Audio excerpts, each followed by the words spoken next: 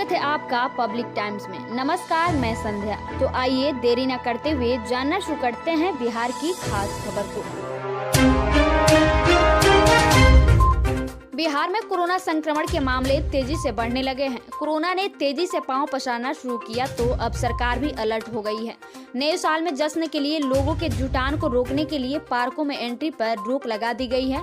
पटना के पार्कों में कल यानी शुक्रवार से 3 दिनों तक धारा 144 लागू रहेगा। सुबह के सभी पार्कों को 31 दिसंबर से 2 जनवरी तक पूरी तरह बंद रखा जाएगा। कोरोना के खतरे को देखते हुए बिहार के सभी पार्कों और उद्यान को 31 दिसंबर से 2 जनवरी तक पूरी तरह बंद रहने का निर्णय लिया गया है। शुक्रवार से ये पाबंदी लागू हो जाएगी। गृह विभाग के आदेश में इस बात का जिक्र किया गया है कि संक्रमण के प्रसार और नव वर्ष की पूर्व संध्या और नए साल में होने वाले आयोजनों और सार्वजनिक स्थलों पर संभावित भीड़ को रोकने के लिए यह फैसला लिया गया है। सर्दियों की बारिश के लिए जिम्मेदार चक्रवाती हवा पश्चिमी विक्षोभ चरम पर है। बुधवार को पूरे प्रदेश में अलग अलग समय में रिमझिम बारिश हुई। पूरे प्रदेश में सूर्य के दर्शन नहीं हुए। आसमान के बादलों से ढले होने की वजह से अधिकतम तापमान में 2 से 4 डिग्री सेल्सियस की गिरावट आई। अधिकतर जिलों में तापमान सामान्य से नीचे रहा। कनकनी और ठिठुरन शुरू हो गई है। करीब सभी जिलों में रिमझिम से मध्यम बारिश दर्ज की गई। 30 दिसंबर से 2 जनवरी तक लगातार बारिश और ठनका गिरने की आशंका रहेगी। मौसम विज्ञान विभाग ने इसके लिए येलो अलर्ट जारी किया है। इस तरह के विशेष सिस्टम अगले 72 घंटे तक बना रहेगा। इसके बाद बिहार शीतलहर और कोहरे की चपेट में होगा। IMD के मुताबिक अगले 48 घंटे तक पूरे बिहार में हल्की से मध्यम बारिश होगी। बुधवार सुबह तक औरंगाबाद में 37.4, बोधगया में 36.4, चैता में 26.2, गोपालगंज व भोरे में 25.8, कटिया में 22.6 मिलीमीटर बारिश दर्ज की गई है। मुजफ्फरपुर जिले में आने वाले पार्सल की डिलीवरी उसी दिन ग्राहक के घर कर दी जाएगी। 500 ग्राम से अधिक के पार्सल अब सीधे नोडल डिलीवरी सेंटर में आएगा, जहां 5 डाकिया बाइक के साथ मौजूद रहेंगे। पार्सल आने के बाद तुरंत डाकिया उसे लेकर ग्राहक के घर लेकर निकल जाएंगे। ये बातें प्रधान डाकघर में नोडल डिलीवरी सेंटर का उद्घाटन करने के दौरान चीफ PNG कर्नल ज्वेलर्सरी ने कहा है। बिहार में बरहवीं पास छात्राओं को राज्य सरकार 25-25 हजार रूपए देने जा रही है। इंटर पास करने वाली अविवाहित बालिकाओं के लिए प्रोत्साहन मद में 600 करोड़ से अधिक राशि जारी कर दी गई है। वहीं सामान्य छात्र छात्राओं के लिए भी छात्रवृत्ति के 30 करोड़ रुपए जारी किए गए हैं। मुख्यमंत्री कन्या उत्थान योजना के तहत अविवाहित छात्राओं के खाते में 25 हजार रूपए भेजे जाएंगे।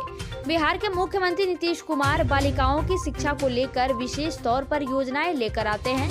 लड़कियों की शिक्षा को लेकर उनके प्रयास अक्सर देखे गए हैं। अब सरकार ने फिर अपना खजाना खोला है और इंटर पास कर चुकी वैसी छात्राएं जिनका विवाह नहीं हुआ है, उनके खाते में 25-25 हजार रूपए भेजे जाने की तैयारी है। बिहार में मौसम का मिजाज पिछले कुछ दिनों से बदला हुआ है। लगातार 2 दिनों तक सूबे के कई इलाकों में बारिश ने ठंड में इजाफा कर दिया है। वहीं गया में ठंड के कारण एक अजीब घटना सामने आई है। गया में 150 से अधिक भेड़ों की जान बदले हुए मौसम की भेड़ चढ़ गई है। पशुपालक की लापरवाही के कारण सभी भेड़ों की मौत हो गई। बोधगया नगर परिषद क्षेत्र के रामपुर गांव के रहने वाले कई भेड़ पालकों पर मंगलवार की रात बारिश और ओलावृष्टि आफत बनकर टूटी। रामपुर गांव के भेड़ पालकों ने अपने भेड़ों को दोमुहान के पास स्थित बापू नगर में रखे हुए थे। हालांकि तब उनके पास करीब 1,500 भेड़ वहां मौजूद थे, लेकिन मौसम खराब होने की आशंका को देखते हुए कुछ भेड़ों को वहां से हटा दिया गया था। बिहार में पूर्ण शराबबंदी कानून अप्रैल 2016 से लागू है। इसके तहत अब तक पूरे राज्य में 3,48,000 से ज्यादा मामले दर्ज हो चुके हैं और 4 लाख से ज्यादा गिरफ्तारियां हो चुकी है। साथ ही 1,93,75,000 लीटर से ज्यादा देशी और विदेशी शराब जब्त की जा चुकी है।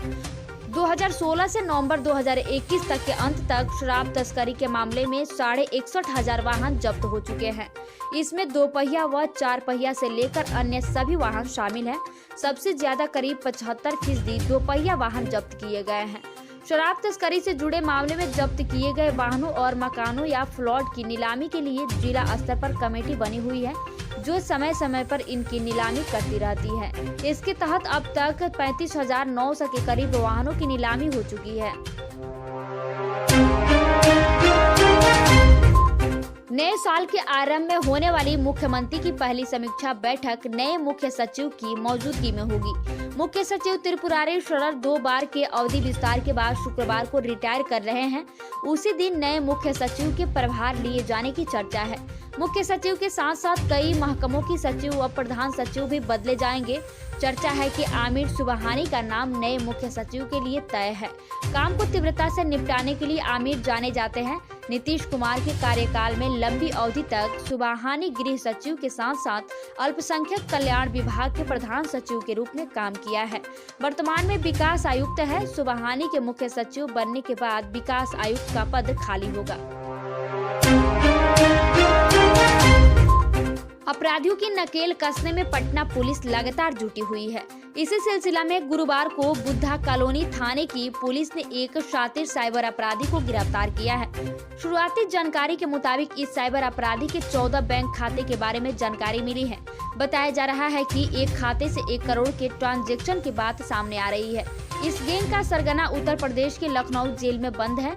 पुलिस पकड़े गए अपराधी से लगातार पूछताछ कर सारे राज उगलवाने में जुटी हुई है। गोपालगंज जिले के बैकुंठपुर प्रखंड मुख्यालय स्थित सामुदायिक स्वास्थ्य केंद्र में गुरुवार की सुबह प्रसव के लिए भर्ती महिला ने 3 पैर वाले विचित्र बच्चे का जन्म दिया है। 3 पैर वाले बच्चे का जन्म अस्पताल में दिन भर चर्चा का विषय बना रहा। बताया गया कि रेवती थे गांव के मोहम्मद रहीम अली की पत्नी रवीना खातून को प्रसव पीड़ा होने पर बुधवार की रात सामुदायिक स्वास्थ्य केंद्र में भर्ती कराया गया। गुरुवार सुबह 7:30 में महिला ने बच्चे को जन्म दिया।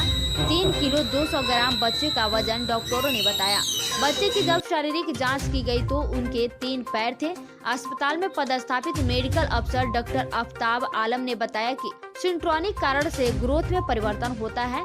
ग्रोथ में विकास उत्पन्न होने से गर्भावस्था शिशु के हाथ और पैर की संख्या में भी वृद्धि हो जाती है।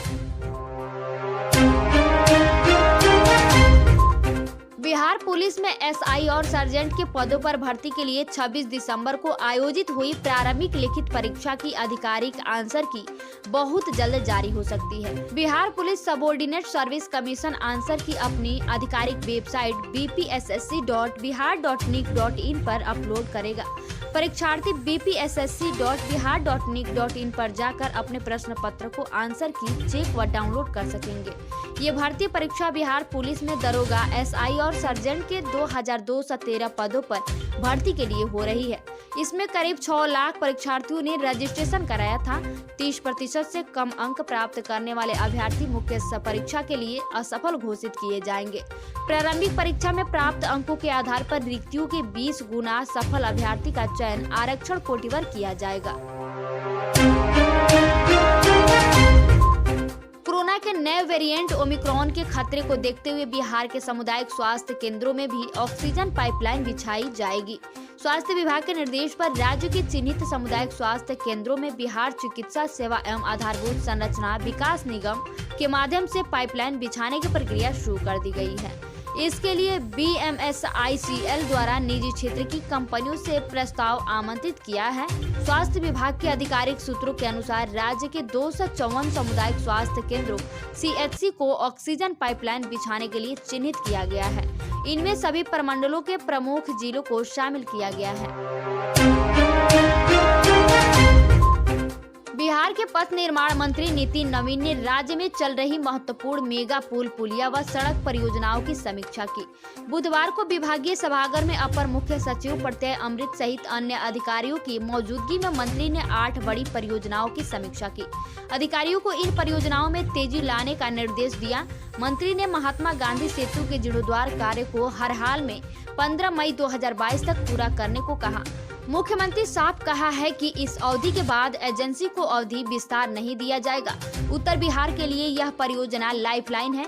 इस सेतु के कारण पटना शहर में जाम की समस्या लगी रही है, इसलिए इस सेतु का समय पर बनना नितांत आवश्यक है।